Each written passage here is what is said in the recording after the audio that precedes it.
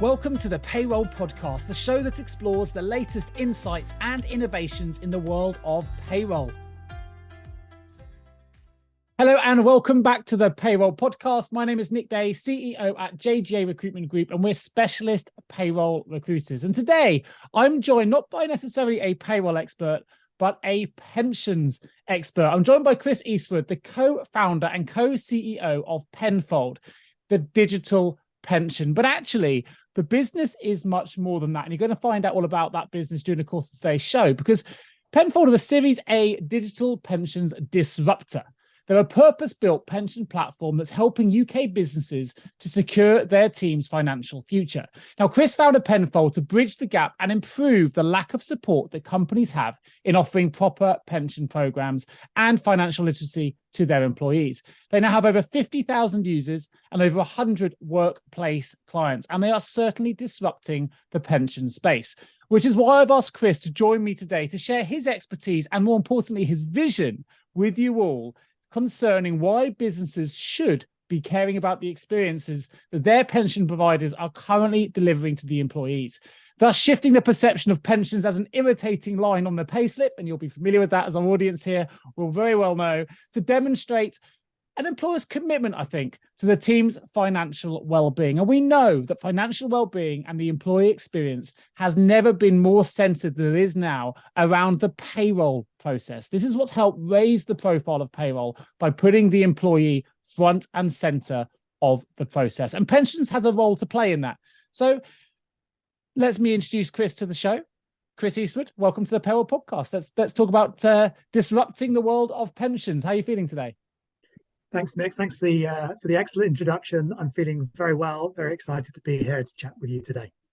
Fantastic. My first question is the same for every guest, whether you're in payroll or not in this instance, and this is that.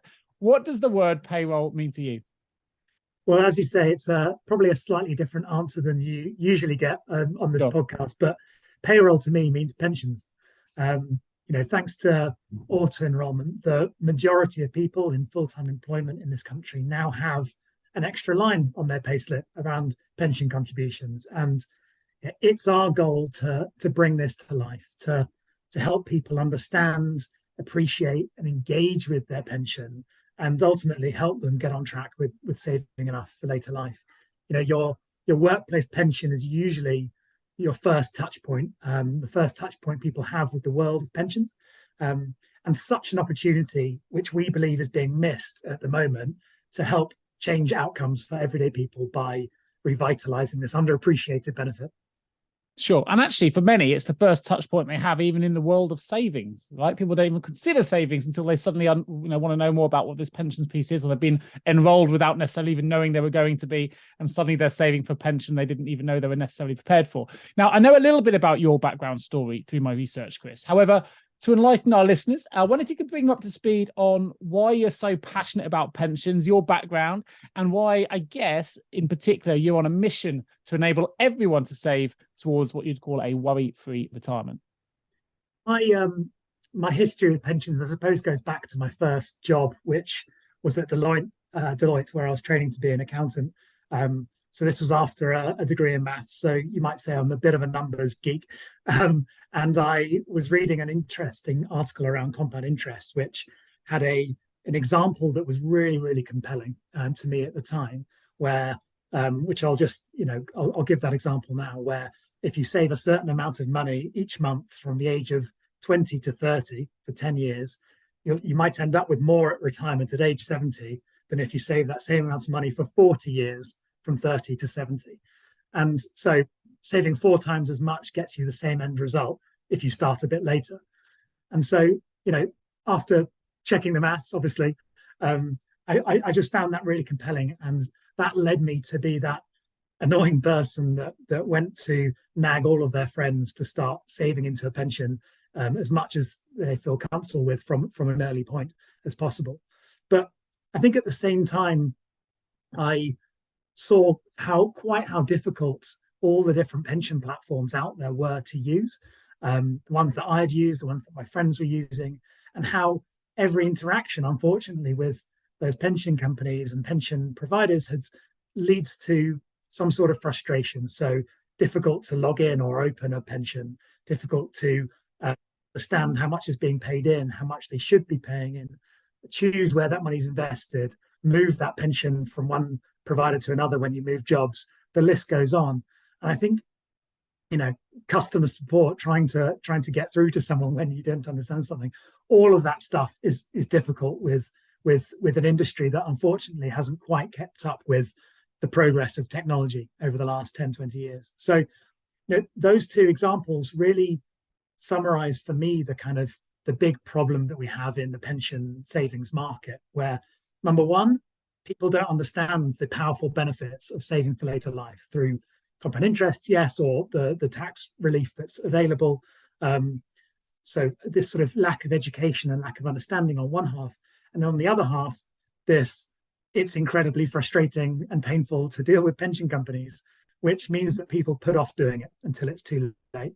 So those two problems lead to this big societal issue that ultimately people aren't saving anywhere near enough to be able to support themselves when they want to stop work.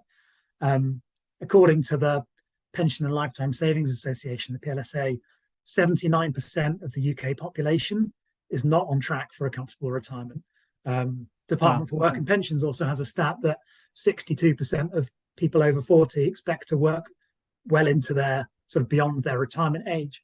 And look, that's a problem that we want to solve. So after moving through a couple more jobs in my career and seeing this problem for a few more years, I went for a beer with an ex-colleague of mine from Deloitte and got talking about pensions, where Pete Hyken had set up the workplace pension at his employer and seen quite how difficult that was as an employer to set it up, but more importantly, how little any of the staff really engaged with that benefit, and consequently the bad financial decisions that they ended up making. And we could see a better way in our minds to use modern technology to help educate people and help people understand the pensions, but also make all of those touch points with a pension much, much easier and remove all that frustration, and thereby help people really engage with their pensions. So after that evening, we sent an email to each other the next day saying, you know what, we should do this thing, and jumped in to try and save the world of pensions. Here we are. Fantastic. Actually, a couple of things that ring true for me listening to that response.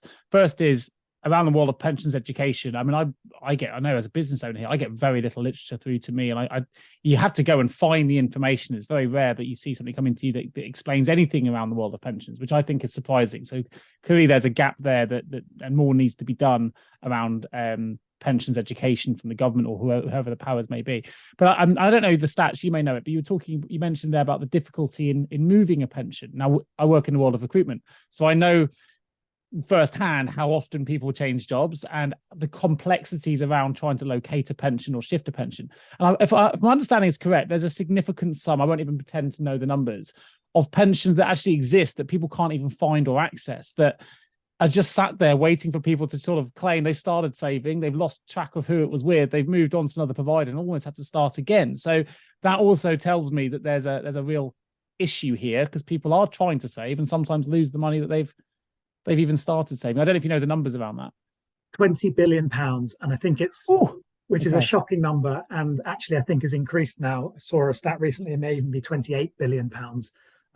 Pension pots that have, as you say, the details have been lost because the platforms are hard to use. The paperwork is either lost or impenetrable, and so people move 3 or 4 jobs throughout their career, and there's a couple pension pots sitting there from 5 or 10 years ago that are forgotten about, and so that's a huge amount of money. You put that in the context of cost of living crisis and everything this day and age. So it's a huge problem, and I think it leads to this. It stems from this thing that sometimes people don't view this pension as their own money, and that's entirely due to this sort of opaqueness of the industry and the lack of visibility of pensions, purely through it being a number on a piece of paper you get once a year. People don't associate it with, this is a savings pot for you that you own just like any other, and so I'm sure people wouldn't be leaving ISA balances lying around and losing quite as much as they do with the pensions, but unfortunately it happens. I mean, 28 billion. Wow, that's a significant sum. So look, if we link this to the world of payroll, which is something that I'm fully immersed in and understand, we see the world of payroll evolve pretty quickly. It adapts to change pretty quickly. It's at the moment we've seen technology companies in particular from Silicon Valley and beyond suddenly see the payroll space as something that should be invested in. It's ripe for transformation. It's ripe for automation. It's ripe for innovation. Right? And we're seeing the payroll industry move very quickly recently, particularly post-pandemic. And we've seen new career pathways open up and people have to update their skills and so on and so forth. However, and my experience is limited, so please bring me up to speed. But from what I've experienced so far and in what I've seen in the market, I haven't seen the same level of innovation, development, advancement, evolution, even in the world of pensions. I feel like pensions is almost falling further and further behind. We're still living in the chit chat of, auto enrollment being a relatively new thing, which of course it isn't anymore because there's a lack of understanding. So, I mean, maybe I'm incorrect. It's not an industry I'm as immersed in as I am in the world of payroll, but I wonder if you could, if my assumption is correct, and if it is, why it is being left further and further behind. Yeah, your assumption is bang on, and I think this stems to the point I was making around the frustrating user experience around pensions is that the world of pensions has been underinvested from a technology point of view for a long time, and I think auto enrollment, when it came in, was a fantastic piece of legislation that has got so many more people saving into a pension.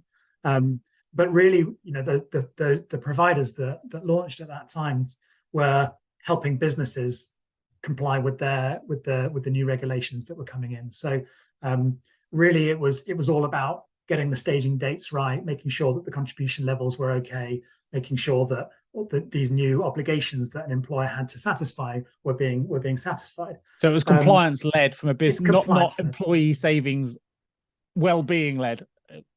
And that's the missed opportunity. And I think because there was such a boom in the number of companies that were launching a pension scheme due to auto enrollment, there was a lot of business and a lot of work that had to be done to keep up with that scale of growth from an employer compliance perspective. Yeah, makes sense. That next wave of investing in the technology to improve the end user engagement hasn't yet happened. And quite frankly, the solutions that were built when auto enrollment came in are now quite old. And modern technology has the opportunity to make that experience even better for payroll professionals and employers. Yeah, that makes sense. I also, again, only from my limited level of understanding and reading, but I understand even for those that have enrolled into auto enrollment, it doesn't necessarily mean that they're saving anywhere near enough for their financial future. So to a certain degree, they either need to do something else or makes the whole impact relatively redundant if it's not going to give you enough to secure your future anyway. So I'd love to, what are your thoughts on that? It's been successful in the sense that people have more pensions, but if it's not going to give you the vehicle to survive well enough in retirement, what's the point? It would be my question. Yeah, I think I wouldn't dispute. I think it's been a fantastic thing, as I say, getting people started and raising awareness around pensions. But you're absolutely right. 8% isn't enough for most people. And the problem is that now, because that's a mandated level, people view that as an appropriate level, and so people think, well, government says 8%, therefore we'll save 8% and I'll be fine. I trust them. Unfortunately, yeah, exactly. Unfortunately, that's not the case, and so more needs to be done. More needs to be done through education, potentially through policy. The other problem is that what came with that 8% is it doesn't always apply to people's total salary as well. So qualifying earnings is only a chunk of people's salary if it's above 45k. And so you might end up saving less than 8% on salary when arguably, you need to be up to sort of the 12 or even 15% of your earnings level to be saving enough to generate a sufficient income in retirement. So yeah, it's a bit of a double-edged sword. It's definitely it's created some momentum with pension savings and a raised awareness, but it doesn't go far enough. And that's where we think pension providers can do more in educating and helping people, both employers and employees, understand what would be best for their staff. Well, let's focus on that employers section then, because I am an employer myself. I'm in a small company, 28 employees. Okay, so we're growing, and there'll be other companies, I'm sure, and other entrepreneurs and business owners that will be listening to this that will be able to understand where I'm coming from here. I would say that the pensions are actually one of the most expensive benefits you can offer your employees. So what I don't want to do necessarily is offer a benefit. If it's not working for them, then it's not working for me either. So it doesn't seem like there needs to be some overhaul of education here, because I potentially am offering a benefit that is expensive to my business to operate and to run. And if it's not going to be giving them what they need, then what should I be thinking about as an alternative? What's the solution? You're spot on that the pension is the most expensive benefit, and we think is a massive missed opportunity for employers. We ran some research recently with a wide range of SMEs and their staff, and that research showed that 90% of employees are influenced to stay in their role by the quality of their pension package, which ranked ahead of every other benefit and well ahead of other benefits that tend to get more emphasis around socials, gym memberships, travel assistance, etc. I do know that as a recruiter, sorry to interrupt, there's just something that resonated there. As a recruiter, we used to have a lot of positions, particularly in the public sector, where the salary would be low, but they'd offer final salary pensions. And they were like, I'm not leaving this job, or either I want the job because of that reason, or I'm not leaving the job because of my final salary. But they barely exist anymore. But I think that was when, for me, going back probably 5 years plus, I remember that being a real pivotal element to someone's decision to either remain in employment or go into the public sector for that perk, which of course they've pretty much been eradicated now, so we don't deal with them as much. But I do remember then the power of pensions being a much larger consideration for people when those kind of pensions existed. Yeah, and as you say, those types of pensions don't generally exist anymore. But there is so much more that an employer can do with their defined contribution style pension scheme, which is what most schemes are today, to turn it into more of a retention tool for their staff than just an expensive cost line on their P&L. So there's a few things for employers to think about. Number one is contribution levels. Do you match? At the moment, most businesses just do the 8%, 3% employer, 5% employees. But as we talked about, 8% isn't enough for the employees. So can you encourage your staff to pay more by matching from the company and bringing that up to higher, a 12% with a 6 and 6 matching? Obviously, that's difficult for companies, particularly in a recessionary environment, to pile cost onto their P&L, but it's something to consider. Similarly, qualifying versus total salary. Qualifying earnings means people are paying much less than the 8%. The best employers are offering pensionable earnings as total salary rather than qualifying. Are you making the most of tax breaks that are available? So salary sacrifice is the big one. And this is a way for employers and employees to save national insurance through the way that they get their contributions into the pension scheme. And unfortunately, a lot of businesses don't make the most of these tax breaks that are available to them that might save them £300 per employee per year and save the employee another couple £100 themselves. So there's a lot they can do around the contributions levels of the pension before you even start thinking about, the quality around the engagement and education. And then when you get into that, it's, does the platform, does the pension provider that you use provide visibility to your staff? You are paying this money every month into this pension. You're getting no value from that if it's going into some black box that's never looked at.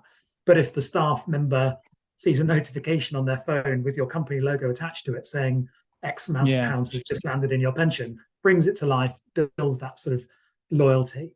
And the list goes on. Does the pension provider help you track down and combine the pensions from your old job? Does it contextualize your savings and help them decide how much is right for you and what your goals are?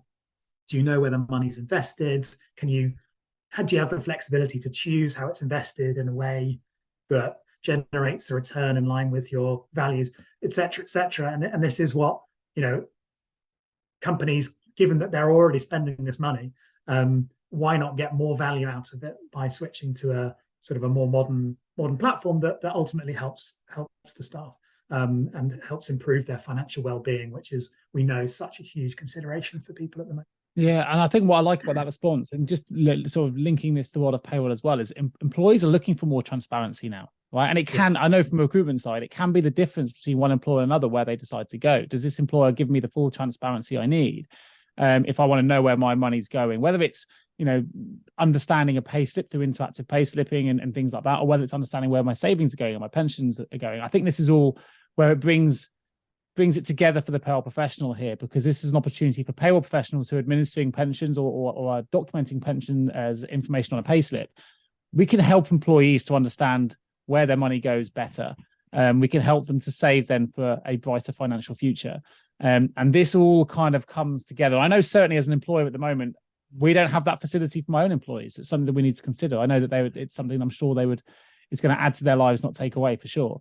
And I think something that also resonated, I didn't know about the level of savings, but if you add up the 200 per employee, 300 per business, £500 per person, in my business alone with 28 employees, that's a £14,000, disappearing somewhere that could be added back to the employer. If you put that on a scale for some of the companies that, payrolling 1,000, 10,000, or whatever employees, suddenly we're looking at some significant numbers. So I think this is an area that clearly needs looking at.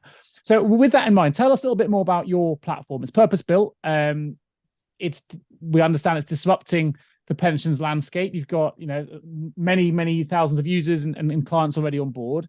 Tell us a little bit more about what the platform offers and how people can get involved. Fantastic. So Penfold is a modern digital pension platform that helps customers get on track with saving enough for later life. And really, we're super focused on solving those two problems I mentioned earlier around lack of understanding and painful user experience. So we use technology to remove all the friction from all those elements of pension saving, whether it's paying in, transferring, investing, understanding where your money's invested, engaging with the companies that your pension money is invested in, even, and voting on their company AGMs, all of this stuff that brings that that money that's being saved to life and helps people keep their pension savings sort of front and center, helping people understand the benefits through our education programs and our training sessions of starting to save from an early point and the tax breaks that are available. So really, from the start of Penfold's journey, we've really focused in on that end customer. We started off life as a pension for the self-employed, funnily enough, so not touching the world of payroll at all initially, because we really wanted to focus on that end user experience first of all, but also the self-employed was where the problem of not saving enough was at its worst at the time. 5 million self-employed and only 14% saving for later life.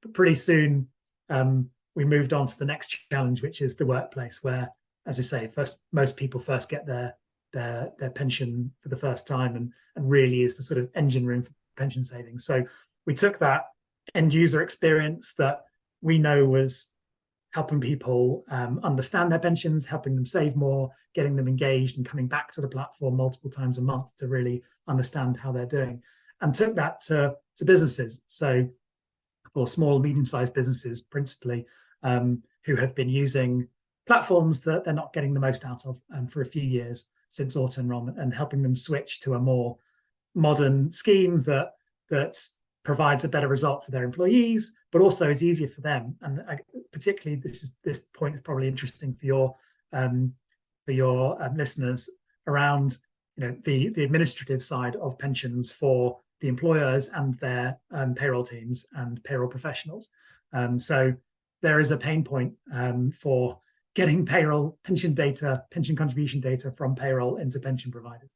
And that's, again, what we are solving with technology. So creating a way to drag and drop a wide variety of formats that are spat out by whatever payroll software you're using, and read those and accept those straight away onto our platform, and not force payroll professionals to manipulate data in a manual way.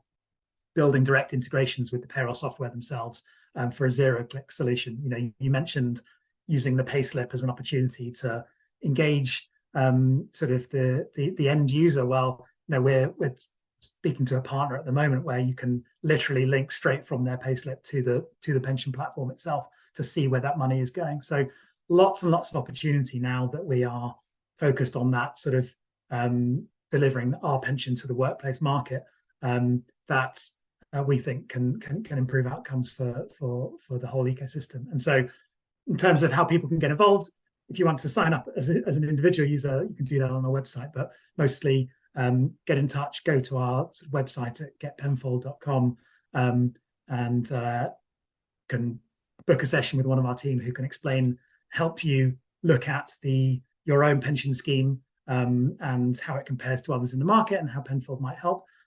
Or if you're a payroll professional and you work with multiple clients, how we can help make your life easier with our technology and therefore improve the experience for your clients as well.